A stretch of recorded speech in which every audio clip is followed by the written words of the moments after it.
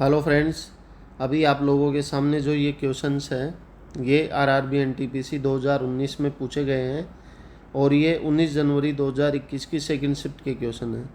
तो question solve करने से पहले जिन्होंने भी चैनल सब्सक्राइब नहीं किया है वो चैनल सब्सक्राइब कीजिए, वीडियो लाइक कीजिए, वीडियो को एंड तक ज़रूर देखिए। और टेक्स्ट बुक पर मेरा ऑफ़र कोड है URJD7F, आप इसे यूज करके डिस्काउंट प्राप्त कर सकते हैं। और इसी के साथ टेलीग्राम पे मेरा चैनल है एसएससीएन क्लासेज के नाम से, आप वो भी ज्वाइन कर सकते हैं। तो चलिए शुरू करते हैं आज का क्वेश्चन कि 4√6 और 3√24 का गुणा क्या होगा। तो हमें ऑप्शन में सिर्फ इतना पूछा गया है कि ये ऋणात्मक होगा या एक अभाज्य संख्या होगा या एक परिमेय संख्या होगा या परिमेय संख्या होगा। तो यहाँ ऑप्शन देखिए कि अगर दोनों संख्याएं पॉजिटिव है तो इनका गुणा ऋणात्मक हो ही नहीं सकता। फिर अगर दो संख्याएं मल्टीप्लिकेशन में है तो उनका गुणनफल अभाज्य संख्या हो ही नहीं सकता। अब आती है एक परिमेय और परिमेय संख्या के लिए, तो 4√6 है और 3√24 को हम 3 × 2 × √6 कर सकते हैं, क्योंकि 24 में से हमने 4 बाहर निकाला। अगर 4 बाहर निकालेंगे तो उसका स्क्वायर रूट हो जाएगा और वो 2 हो जाएगा। अब आप देखिए ये 6 × 4 तो एक परिमेय संख्याएं होती है और √6 और √6 को मल्टीप्लाई करोगे तो ये भी 6 हो जाएगा। तो फाइनल प्रोडक्ट हमारा 4 × 3 × 4 जो रहेगा, जो भी 6 × 4 रहेगा और ये एक परिमेय संख्या है। तो इस प्रकार ये क्वेश्चन सोल्व होना है।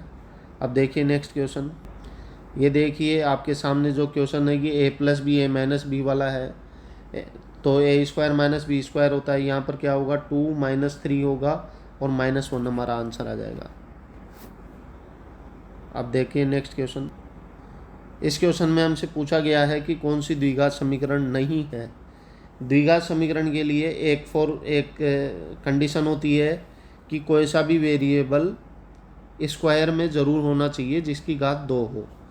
तो आप अगर इसे सोल्व करोगे तो इस साइड x² आ जाएगा, लेकिन इधर कोई x² नहीं है। मतलब अगर अपन इसे बैलेंस भी करेंगे तो एक x² हमारे पास में रहेगा। तो ये तो द्विघात समीकरण है। फिर इस पे आ जाते हैं, इधर एक x² होगा, इधर 2x² होगा और ये वाला इस साइड आ भी जाएगा, तो भी इस इक्वेशन को बैलेंस करने में हमारे पास में x² रहेगा, इसलिए ये भी एक द्विघात समीकरण है। इसी प्रकार इसके अंदर आ जाते हैं, यहाँ पर एक x² इस साइड है और जब इसे सोल्व करेंगे हम तो एक x² इस साइड आएगा और दोनों आपस में कैंसिल हो जाएंगे।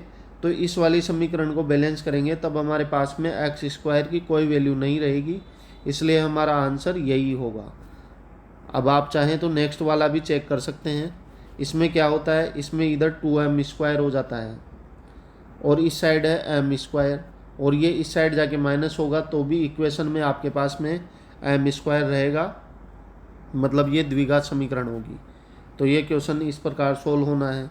अब देखिए नेक्स्ट क्वेश्चन, इस क्वेश्चन में दिया हुआ है कि यदि दो बेलनों की त्रिज्या 2:3 में है और उनकी ऊंचाइयाँ 5:3 के अनुपात में है तो उनके आयतन का अनुपात क्या होगा।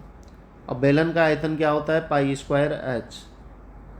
r की वैल्यू हमें दी हुई है, h की वैल्यू दी हुई है, पाई से पाई कैंसिल हो जाता है। तो कभी भी ऐसा क्वेश्चन आए और आयतन पूछा जाए तो जो त्रिज्या का रेशियो होता है उसका स्क्वायर करना, उसी के अनुसार ऊंचाई का जो रेशियो है उससे मल्टीप्लाई करना और रेशियो निकाल लेना, तो ये होगा। और इस प्रकार 20:27 हमारा आंसर आ जाएगा।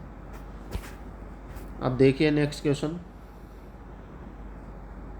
इस क्वेश्चन में है कि एक नक्शे पर एक रेशियो 50,000 के पैमाने पर बनाया गया है। इस नक्शे पर दो शहरों के बीच की दूरी 12 सेंटीमीटर है, तो दोनों शहरों के बीच में वास्तविक दूरी कितनी होगी। अब आप देखिए यहाँ पर हमें सेंटीमीटर में दिया हुआ है और ये अनुपात में दिया हुआ है, मतलब 1 सेंटीमीटर का रेशियो 50,000 सेंटीमीटर से नक्शे पर डिनोट किया गया है।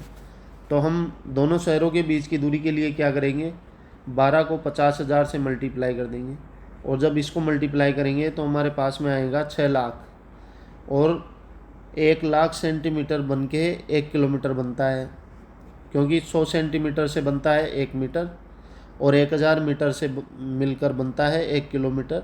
इस प्रकार 1 लाख सेंटीमीटर मिल के बनाते हैं 1 किलोमीटर। तो यहाँ पर 6 लाख सेंटीमीटर की वैल्यू हमारे पास में आई, अतः दोनों शहरों के बीच की दूरी होगी 6 किलोमीटर। अब इसी के साथ ये वीडियो यहीं समाप्त होता है, और नेक्स्ट वीडियो के साथ फिर मिलेंगे। तब तक के लिए जय।